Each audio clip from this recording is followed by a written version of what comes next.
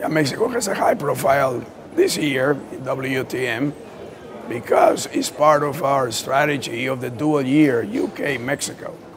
And basically WTM culminates the program that we started in the beginning of the year across different platforms: culture, economy, science, art, design, and ending with obviously the importance of tourism within the WTM. And we were very, very happy having been invited to be the official premier partner of WTM.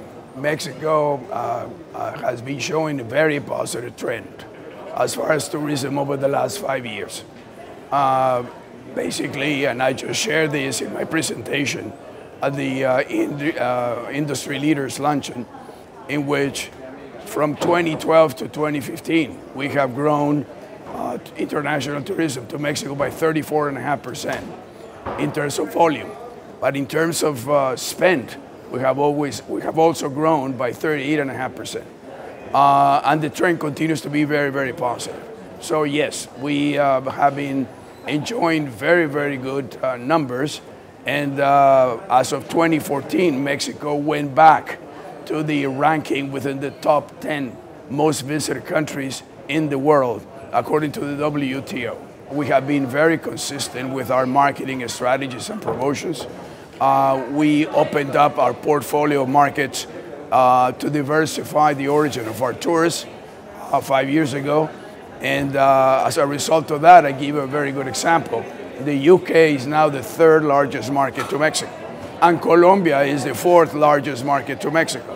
So the combination of cultivating the US market, which is our #1 source market, to Mexico and growing at a very fast pace out of there, plus the diversification strategy that we implemented 5 years ago in a relentless manner has allowed us to grow business from the most relevant international markets from all over the world. That's one part of the equation. There's appetite for Mexico. Mexico as a whole is enjoying a very good reputation because not only tourism is doing well, it's one of the few economies in the world that is showing growth. Although modest growth in terms of the economy, but nevertheless growth, sustained growth. And I give you a piece of information. Over the last 5 years, from 2010 to 2015, $152 billion have been invested in foreign direct investment to Mexico. And this is only a recognition by the investment community of the stability of Mexico and the opportunity that Mexico offers in different arenas. We had very high profile visibility with these high profile events, namely Grand Prix that just ran this last weekend with over 300,000 people in attendance and covering 185 different countries through television and online channels. The other high-profile event that is occurring tonight as we speak is the premiere of James Bond Spectre that will take place in Mexico City as the premiere of the Americas. So Mexico City was selected by the production studio and Sony Pictures and MGM to be the city that where Mexico City will be hosting the premiere. Now, the most important thing here is that Mexico City is the backdrop of the opening sequence of the movie.